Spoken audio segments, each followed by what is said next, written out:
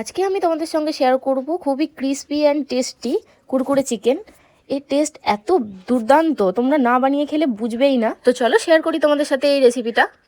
প্রথমেই আমি boneless chicken একটু লম্বা লম্বা করে কেটে নিয়েছিলাম। তারপরে দিয়েছিলাম 1 চামচ আদা রসুন পেস্ট, নুন, গোলমরিচ গুঁড়ো, শুকনো লঙ্কার গুঁড়ো, 1 চামচ ভিনিগার, 1 চামচ সয়া সস। ম্যারিনেশন করে রেখে দেবো 10 থেকে 15 মিনিট। বাড়িতে একবার হলেও কিন্তু এই রেসিপিটা ট্রাই করে দেখবে, ভীষণই ইজি আর খেতে কিন্তু খুবই ভালো লাগে। আর এদিকে একটা কুরকুরের প্যাকেট নিয়েছিলাম, কুরকুরেগুলোকে ভালো করে ভেঙে নিয়ে এভাবে গুঁড়িয়ে নিয়েছিলাম। তারপরে দেখেছিলাম আমার একটা কুরকুরে প্যাকেটে হবে না, আমি 2টো প্যাকেট নিয়েছিলাম।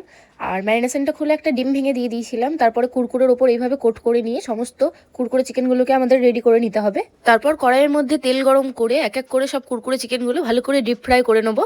বেশ লাল লাল করে ভেজে নিলে হয়ে যাবে। ভাজতে এটা বেশিক্ষণ টাইম লাগবে না, 5 থেকে 6 মিনিটের মধ্যে এটা সুন্দর ভাজা হয়ে যাবে। তোমরা চাইলে এটা শুধুও খেতে পারো, আবার একটু মেয়োনিজ দিয়ে খেলেও কিন্তু দারুণ লাগে। তো ভিডিওটা ভালো লাগলে ফলো করে অবশ্যই পাশে থেকো। কেমন লাগলো কমেন্টে জানিও। বাই।